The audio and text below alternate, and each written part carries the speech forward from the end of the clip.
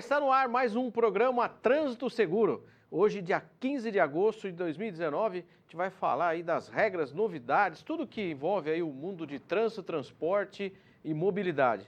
E a gente começa o programa de hoje falando aí de um caso que está criando uma polêmica muito grande sobre a mudança aí, ou melhor, o despacho do presidente Bolsonaro hoje com relação aos radares fixos. A gente já vai falar sobre as novas regras para patinete aqui na cidade de São Paulo também. E para você que está assistindo o programa e quiser participar, envie para nós aí sua sugestão, sua crítica ou pergunta, participe. O telefone está na tela aí, 011 94253 8598. Você pode enviar também pelo Facebook, facebook.com/Alessandro Ferro. Manda lá a pergunta por meio de mensagem, a gente vai responder para vocês. Bom, a gente começa o programa de hoje, como eu disse, a questão dos radares. Então eu preparei hoje o programa justamente mais em cima desse assunto, sobre fiscalização de velocidade através dos equipamentos eletrônicos. Basicamente, nós temos 4 equipamentos para fiscalização de velocidade nas vias. E eu separei, como eu disse, para a gente poder tá explicando aqui melhor, né, para quem não conhece esse sistema de fiscalização. O pessoal sabe, o radar, eu conheço, vejo lá aquele poste com equipamento fixo, eu conheço também aquele que fica o policial lá na rodovia, né, com aquela pistola na mão e tal, mas aí você vê alguns casos, pode dentro do carro, o carro em movimento, ter um equipamento lá que está ferindo velocidade. Então, a gente vai falar justamente sobre essa questão, né, que se é permitido e não é. Quais são as regras para se poder, a aplicação, você tem um radar fixo na via, você pode ter um móvel, qual a distância que tem que estar um do outro. Bom, eu vou ler antes de estar explicando isso, eu vou falar para vocês aqui do despacho, como eu disse hoje, do presidente Bolsonaro. Ele fez 2 despachos, um para o Ministério da Infraestrutura, que é a pasta aí responsável pelas questões de trânsito, transporte. Antigamente, no antigo governo, era a pasta do Ministério das Cidades, né? Então, tem 2 despachos sobre o assunto. Um no Ministério da Infraestrutura e outro no Ministério da Justiça e Segurança Pública. Mas por que Justiça e Segurança Pública? Porque a Polícia Rodoviária Federal, ela responde, né, subordinada ao Ministério da Justiça e da Segurança Pública. Bom, o primeiro despacho que foi publicado no Diário Oficial de hoje, ele determina, né, o presidente da República, ao Ministério da Infraestrutura, que para evitar o desvirtuamento do caráter pedagógico e a utilização meramente arrecadatória dos instrumentos e equipamentos medidores de velocidade, proceda à reavaliação da regulamentação dos procedimentos de fiscalização eletrônica de velocidade em vias públicas, especialmente quanto ao uso de equipamentos estáticos, né, móveis e portáteis. A gente vai falar qual que é cada um deles. E o outro despacho no Ministério da Justiça, ele basicamente determina o quê? Que o Ministério da Justiça e Segurança Pública, ele reveja, né, ele traz basicamente o mesmo texto, né, do outro despacho, que é para evitar o desvirtuamento do caráter pedagógico e a utilização meramente arrecadatória dos instrumentos e equipamentos medidores de velocidade, proceda à revisão dos atos normativos internos que dispõem sobre a atividade de fiscalização eletrônica de velocidade em rodovias e estradas federais pela Polícia Rodoviária Federal e suspendo o uso de equipamentos medidores de velocidade estáticos, móveis e portáteis. Portanto, o equipamento fixo ele permanece ainda, tá?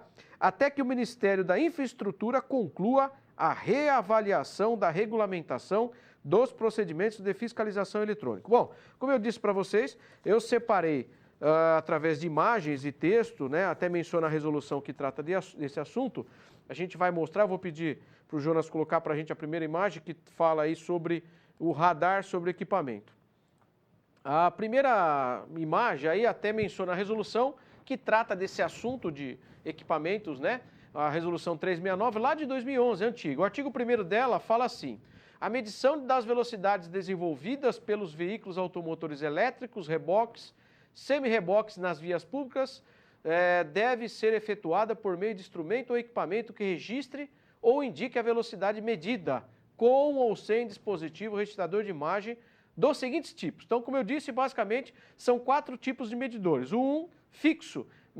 Pode deixar a imagem, Jonas, por favor, para a gente acompanhar lá. Então, o fixo, medidor de velocidade com registro de imagens, instalado em local definido em caráter permanente. Agora, o que menciona lá no despacho do Presidente da República, são os 3 últimos. O segundo aí é o estático, medidor de velocidade com registro de imagens instalado em veículo parado ou em suporte apropriado. A gente vai mostrar depois com exemplos de imagem. O móvel, medidor de velocidade instalado em veículo em movimento, procedendo à medição ao longo da via. E o portátil, medidor de velocidade direcionado manualmente para o veículo-alvo. Na sequência, a gente vai colocar, a gente vai falar o outro slide, continuando na mesma resolução. Nós temos aí o artigo 4º dessa resolução. Cabe à autoridade de trânsito, com círculos que são sobre a via, determinar a localização, a sinalização, a instalação e a operação dos medidores de velocidade do tipo fixo. Então tá aí, ó, o parágrafo 7º, ele diz assim: quando em determinado trecho da via houver instalado medidor de velocidade fixo, os equipamentos do tipo estático, portátil e móvel somente poderão ser utilizados a uma distância mínima daquele equipamento Então tá lá, se eu tenho um guarda rodoviário lá, um policial rodoviário, fiscalizando com aquele equipamento, com aquela pistola na mão, né, o móvel, ele tem que estar no mínimo a 500 metros de distância do equipamento fixo, nas vias urbanas e trechos de vias rurais com características de vias urbanas. Então, como mostra na imagem aí, 500 metros. O próximo, 2 quilômetros em vias rurais e vias de trânsito rápido. Então, se tem lá um equipamento no tripé, um equipamento, né, que não é fixo, ele do equipamento fixo tem que estar a pelo menos 2 quilômetros de distância, tá? Próximo slide, por favor, próxima imagem, Jonas. Aí, para o pessoal entender, multa de velocidade, tá? O pessoal fala, tem um desconto, uns falam 20%, 10%. Na verdade, existe uma tabela que a resolução traz, que dá um desconto, basicamente, aí para velocidades até 100 km por hora, de menos 7 km. Então, quando você é autuado, quando chega lá a notificação da autuação na sua casa, vai vir dessa forma lá a velocidade. Por exemplo, se a velocidade da via é regulamentada a 60 km por hora, como é que vai vir descrito lá na sua autuação? A velocidade medida, a velocidade considerada e a velocidade regulamentada. Então vai vir lá, por exemplo, o radar te pegou a 68, a velocidade era 60, vai descontar 7 km. Vai ficar 61, acima ainda da velocidade regulamentada da via, ou seja, você foi autuado, tá? Próxima imagem, por favor, Jonas. A próxima imagem traz a tabela, como eu disse para vocês, aí fala da subtração da velocidade medida. Vocês acham que não vão conseguir enxergar, mas essa tabela traz a velocidade medida e a velocidade já considerada, facilita a vida aí na hora do agente lá, na hora de fazer aí a conta. Agora uma outra situação, próximo slide. A infração, o artigo 218 do Código de Trânsito traz lá o inciso 1, 2 e 3. Lá diz no inciso 1 que se a velocidade que você ultrapassar for até 20% da velocidade máxima da via, a infração vai ser média. Como no primeiro caso, está lá, ó, 20% de 60 km por hora são 12 km por hora. Então, se você era 60, você ultrapassou até 72 km por hora, já descontando a margem lá, a infração vai ser média. Na imagem de baixo, na situação de baixo, você ultrapassou a velocidade máxima da via, entre 20% e 50%. Por exemplo, era 60%, o radar, já considerando os descontos, pegou você lá 90 km por hora. Você ficou até 50%. Ela é grave. Próximo slide. Esse que é o problema. Todos são, né? Você exceder velocidade da via sempre é muito ruim. Mas se você exceder mais de 50% da velocidade da via, a infração é gravíssima e suspende a sua habilitação. Muita gente não sabe disso. Fala, eu tomei uma multa só de velocidade gravíssima e já suspendeu minha habilitação porque o ponto, 7 pontos, multiplicou por 3. Isso não existe. Nós temos na legislação de trânsito algumas infrações que têm efeito suspensivo. Não precisa acumular pontos, tá ok? Para se suspender a velocidade. Próximo slide, por favor, Lucas. Aí fala o artigo 6º, ainda da resolução 369, que a fiscalização de velocidade deve ocorrer em vias com sinalização de regulamentação de velocidade máxima permitida, que são as placas R19, observadas as disposições contidas no Manual Brasileiro de Sinalização de Trânsito, volume 1, de forma a garantir a segurança viária e informar aos condutores dos veículos a velocidade máxima permitida para o local. Então lá, o parágrafo 1º, a fiscalização de veículos com medidor do tipo móvel, esse que o Bolsonaro, presidente, pediu para dar uma segurada aí, né? Só pode ocorrer em vias rurais e vias urbanas de trânsito rápido, sinalizadas com a placa de velocidade R19, conforme legislação, onde não ocorra variação de velocidade em trechos menores que 5 km. O próximo slide, por favor.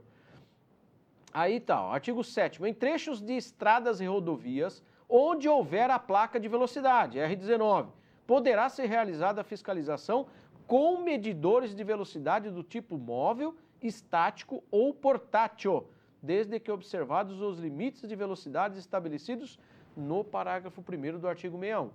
Ah lá, o parágrafo 1º, ocorrendo a fiscalização na forma prevista no CAPT, quando utilizado o medidor do tipo portátil ou móvel, a ausência da sinalização deverá ser informada no campo de observação. O parágrafo 2º, para cumprimento do disposto, a operação do equipamento deverá estar visível aos condutores. Significa o quê? Rodovias, vias, né, que não tem placa R19, o agente lá, fiscalizador, no caso o policial rodoviário, ele tem que estar visível para o condutor. Acontece que, segundo a informação, em alguns locais o agente não está visível. Aí eu não vou entrar nesse mérito porque não é essa a ideia, tá? Bom, eu separei esse assunto para hoje porque está sendo polêmico, né, na questão, hoje ocorreu esse despacho no Diário Oficial e está sendo polêmico porque trata-se de velocidade, mexe no bolso. O presidente Bolsonaro entende que são as pegadinhas, né, tem que ser realmente rever, mas a gente tem que lembrar que, infelizmente, os nossos motoristas só respeitam quando tem um radar, né, na via. Então vamos ver se isso não vai trazer um problema maior. Então, vamos aguardar, vamos ver como é que vai ser essa questão, tá ok? Bom, a gente vai continuando o programa e tem mais assunto que eu separei para falar, uma questão interessante também, principalmente para quem entrega a direção do veículo para ensinar a pessoa que não é habilitada a dirigir, tá certo? Você pode não. Segundo o Supremo, o STJ, né, é crime, tá? Só que a gente já vai fazer nosso intervalo e a gente volta com esse assunto, não sai daí, é rapidinho.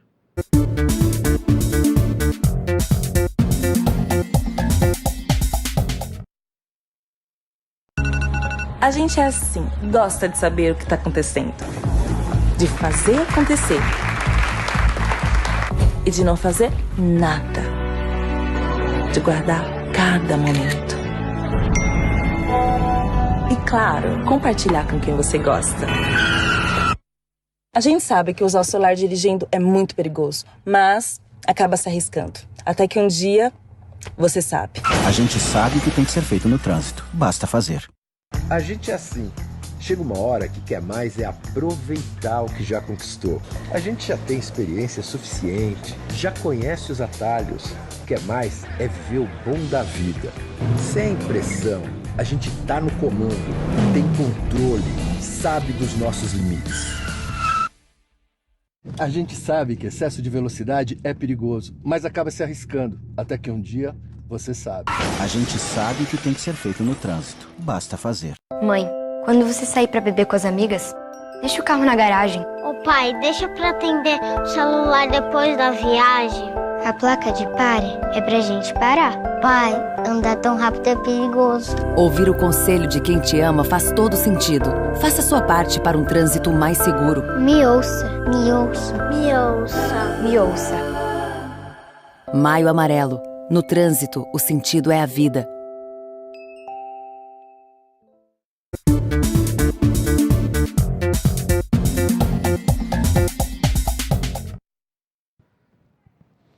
Estamos de volta com o programa Trânsito Seguro. Tem um pessoal acompanhando o programa, tá mandando aí uma saudação. O David Bispo Souza. Se puder, compareça na Rádio Connect, programa na Web Rádio, que vai ao ar todas as sextas às 17h30. Você é referência. Ô, meu amigo, obrigado, cara. Parabéns, meu amigo, programa excepcional. Eu que agradeço aí o fato de você estar acompanhando o programa. Se tiver sugestão, alguma pergunta, manda aí que a gente vai responder na sequência. Bom, antes de ir para o intervalo, eu estava justamente falando sobre a questão de você entregar a direção de veículo a uma pessoa que não seja habilitada, né?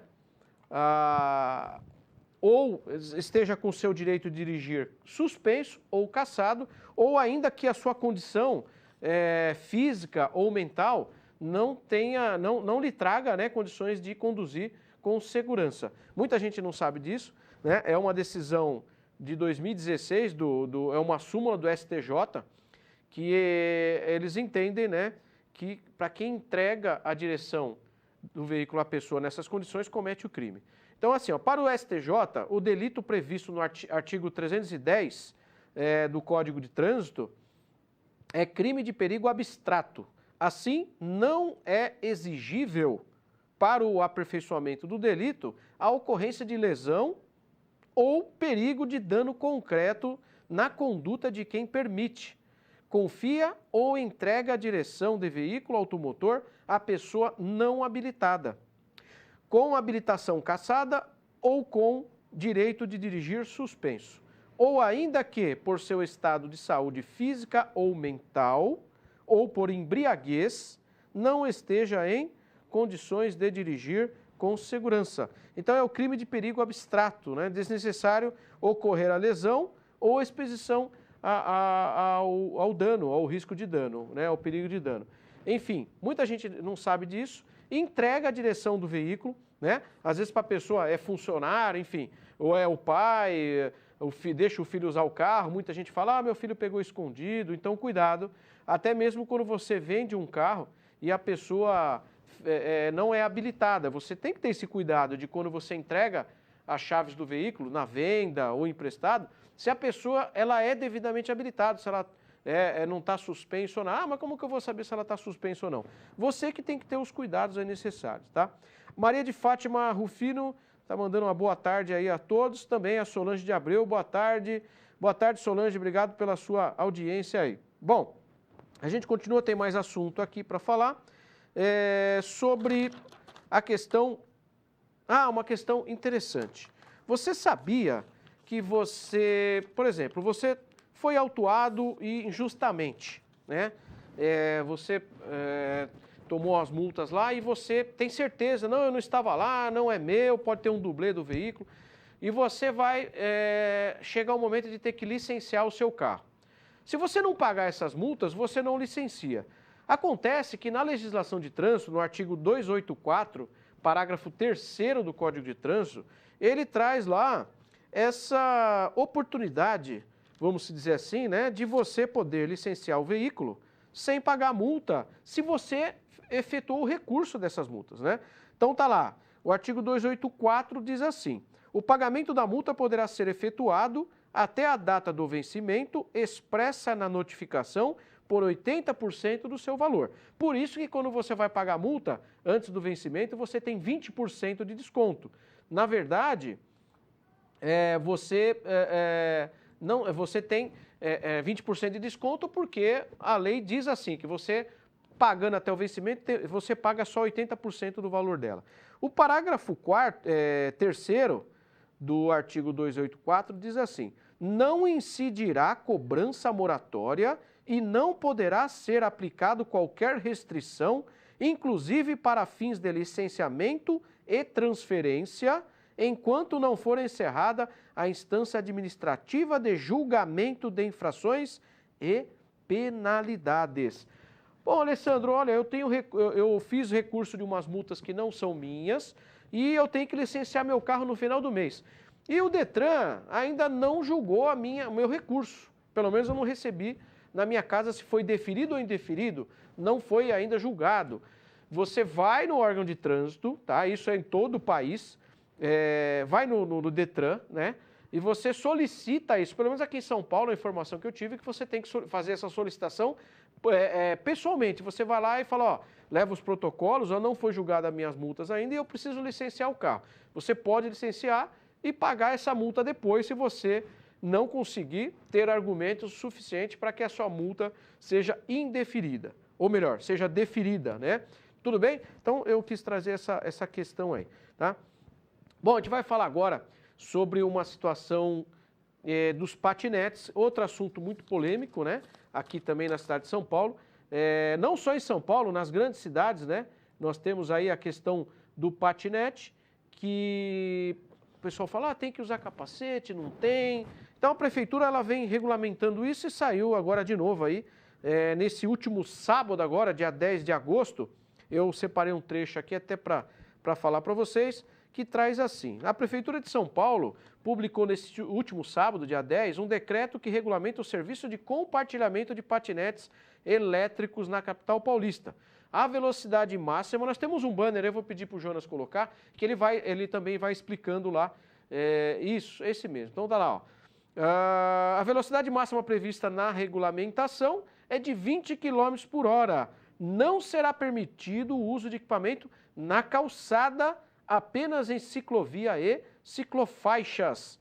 A medida também define o local de estacionamento, que passa a ser apenas em bolsões próprios para ele. Então, ou seja, vai ter que ser criado bolsões específicos aí para poder deixar esses patinetes, né?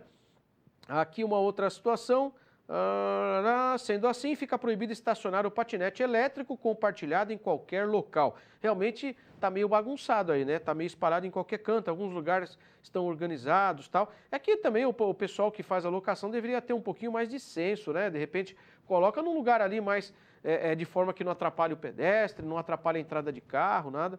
Tem que ter essa noção aí também, né? Segundo o decreto da Prefeitura, o uso obrigatório de capacete será avaliado pelo Comitê Municipal de Uso do Viário, que é o CEMUV, da capital paulista. As empresas, porém, serão obrigadas a disponibilizar no aplicativo a advertência dos riscos da atividade, caso não utilize os equipamentos de proteção, em especial se não utilizar capacete, informa o decreto, tá? Ele vai entrar em vigor aí, na verdade assim, o decreto entrou em vigor no último sábado, as empresas que prestam serviço de compartilhamento deverão se cadastrar na prefeitura, terão 60 dias a partir da data da publicação, né, do dia 10 de agosto, para se adequar às normas. Uma outra situação que também mudou, não vai poder fazer aí, o patinete elétrico não vai poder ser utilizado por menores a idade inferior a 18 anos, tá? Bom, essa questão do patinete é uma situação que a gente costuma falar, é uma novela que provavelmente vai ser igual ao ciclomotor, quando demorou aí anos, né, para poder regulamentar. Hoje já está pacificada essa questão do ciclomotor, tem que ter registro, placa, o condutor tem que estar de capacete, tem que ser habilitado para conduzir. Então não tem mais esse problema hoje com relação ao ciclomotor. E aí o patinete chegou aí para trazer essa polêmica. Assim, a gente tem que considerar outros modais de transporte, né? Modais principalmente que não poluem nada, mas também o condutor tem que ter a consciência, mesmo que a prefeitura não encontre o meio de obrigar, porque a única situação que obriga o uso de capacete é no ciclomotor ou na motocicleta. Então o ciclomotor, o patinete, como não é um transporte, um tipo de veículo ainda regulamentado pelo órgão federal de trânsito, no caso o Conselho Nacional de Trânsito, não consta no próprio Código de Trânsito esse tipo de veículo, até que se regulamente, vai ter que a prefeitura fazer propaganda maciça para ver se conscientiza o pessoal de fazer uso, tá? Eu pensei a fazer sorteio, se você for surpreendido usando capacete no patinete, você vai ser premiado com alguma coisa. Então é uma forma, de repente, de você trazer o pessoal para que faça o uso aí do capacete. Bom, O Jonas está me sinalizando aqui que já está chegando ao final. Já tem mais alguns minutinhos só. Nós temos aí o René Dias. Ô, René, forte abraço aí. Ele está parabenizando pela matéria. E é isso, a gente vem aí para o programa, o objetivo desde o começo, lá em 2012, não é dar aula de trânsito, mas trazer a informação de forma mais simplificada, mas a informação correta. Não é o fake news, né, que a gente vê, a multa de celular foi para tanto, olha agora habilitação, isso, aquilo, a gente vê uma enxurrada de fake news sobre trânsito, muito mesmo, então não é legal. Tá? E aí nosso objetivo aqui é trazer a informação da forma correta. Como é que está nosso tempo aí, Jonas? Acabou? Não? Tem mais um tempinho ainda? Como é que tá? Ele está digitando aqui para mim. A gente já vai descobrir quanto tempo fala. Pode encerrar.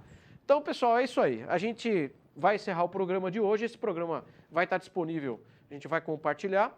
Lembrando que ele vai ser reprisado, se nada mudar, né? Precisa ver a grade direitinho, a partir de terça que vem, 11 horas da manhã, nos canais 28 da Oi e 28 da Sky, em nível nacional, tá bom? A gente vai confirmar durante a semana. Um forte abraço a todos e até a semana que vem, de volta aqui com o programa Trânsito Seguro. Tchau, tchau!